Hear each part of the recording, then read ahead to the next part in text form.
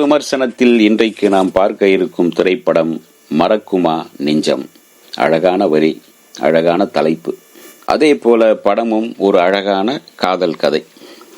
Vijay TV புகழ் ரட்சன் ஹீரோவாக நடிக்க, ஹீரோயினாக மெலினா நடிக்கின்றார். மற்றும் தீனா, ராகுல் என்று பலரும் நடித்திருக்கின்றனர்.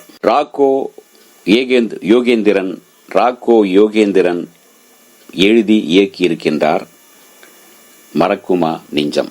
பொதுவாக ஒவ்வொருவர் வாழ்விலும் முதல் காதல், முதல் முத்தம் எப்படி மறக்க முடியாததோ அதே போலவே கல்லூரி நாட்களும் மறக்க முடியாதது.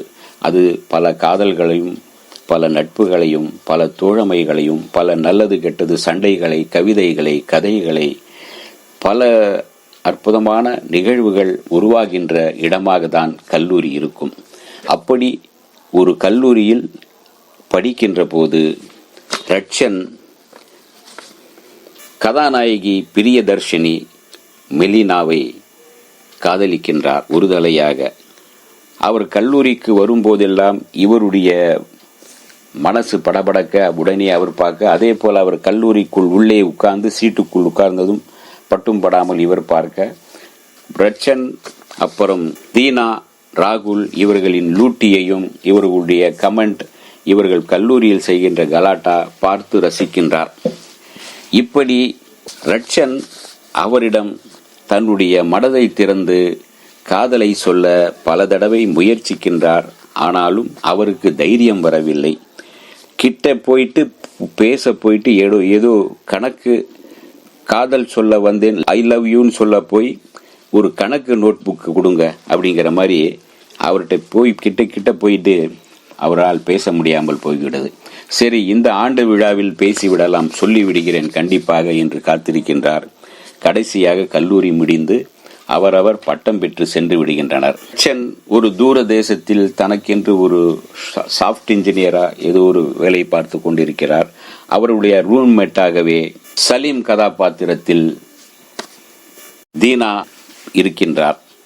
தீனா படம் முழுக்க வரும்போது லொடலொடா என்று பேசிக்கொண்டேதான் இருக்கின்றார். அதாவது அவருடைய கதாபாத்திரப்படி அவர் ஒரு ஆர்ஜே போலவே பேசிக்கொண்டே இருக்கிறார் படம் முழுக்க. ஆனாலும் அவர்தான் அவர்களுக்குள் அந்த ஒரு கெமிஸ்ட்ரி உருவாகவும் அவர்களுக்குள் பேச்சுவார்த்தை நடக்கவும் காரணமாகிறது. இவர்கள் பட்டம் பெற்ற அந்த கல்லூரியின் மீது இன்னொரு கல்லூரி பொறாமைப்பட்டு தன்னுடைய மாணவர்கள் வெற்றி பெறவே இல்லை, ஆனால் வெற்றி பெற்றதாக சர்டிபிகேட் கொடுத்து விட்டார்கள் என்று ஒரு பொய்யான வழக்கை தொடுத்துவிட, மறுபடியும் 10 ஆண்டு கழித்து அதே கல்லூரியில் வந்து இவர்கள் 3 மாதம் படிக்கின்றார்கள். இப்போதாவது பிரியதர்ஷினிடம் தன்னுடைய காதலை சொல்லிவிடலாம் என்று முயற்சிக்கின்றார் ரட்சன். அவருடைய முயற்சி பலித்ததா? ரட்சன் அவருடைய காதலை சொன்னாரா? அதுவரை 10 ஆண்டு வரை பிரியதர்ஷினி காதல், அதாவது கல்யாணமே செய்து கொள்ளாமல் இருந்தாரா? இப்படி போகின்றது. மீதி கதை இப்படிதான் போய்கொண்டிருக்கின்றது. கல்லூரியில் நடக்கின்ற அந்த கலாட்டா, நாடகம் போடும்போது இவர்களுக்குள் நடக்கின்ற அந்த கலாட்டா என்று கலகலகல என்று போய்கொண்டேதான் இருக்கின்றது. அந்த கல்லூரியில் படித்து மீண்டும் இவர்கள் தங்களுடைய திறமையை காட்டி பட்டம் பெற்றார்களா என்பதுதான் கிளைமாக்ஸ்.